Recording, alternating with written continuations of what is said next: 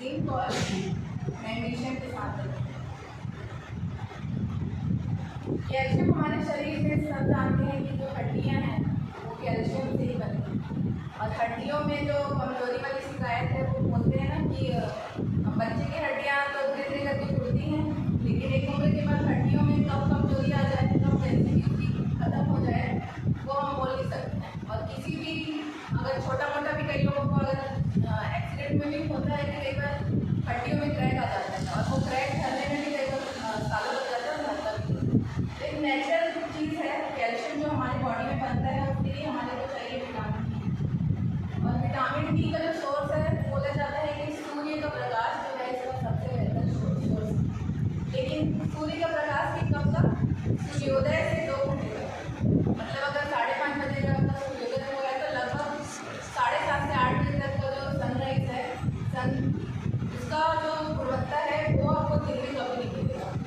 और उसमें भी बोला जाता है कि आपको कम से कम अपने जॉइंट्स को सबके खुला रख के बैठना है, अगर पैर है तो पैर को निकाल के एकदम बैठना है, इसी कंडीशन में बैठना है, लेकिन ये क्या है सबके लिए पॉसिबल नहीं है।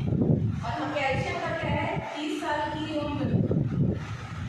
30 साल की उम्र के बाद जो हम खाने में जैसे बोलते हैं ना कि दूध में कैल्शियम होता है, लेकिन दूध का जो कैल्शियम है वो हमारा शरीर निकालने में भी क्षमता नहीं रखता, 30 की उम्र के बाद जो है वो क्षमता घटने लगती है। तो हमको डायरेक्ट कैल्शियम की रिक्वायरमेंट होती है जो हमारे शरीर में हड्डियों को मजबूत बनाए। और साथ ही साथ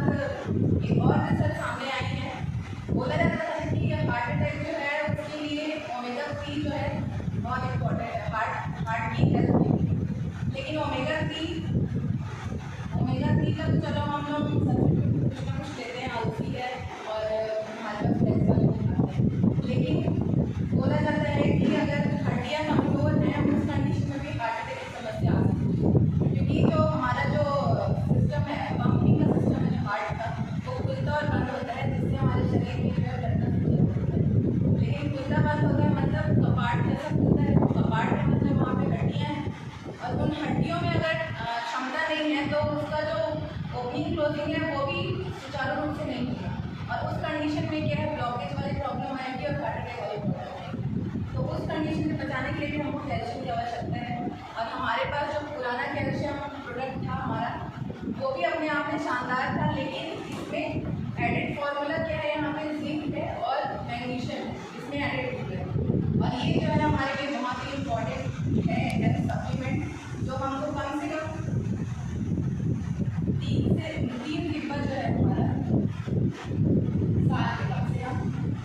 हमको लेना चाहिए। और ये एज ए कोर्स भी हम ले सकते हैं। और काफ़ी सारे और चीज़ बताना चाहूँगी, जैसे कि कैल्शियम बोलते हैं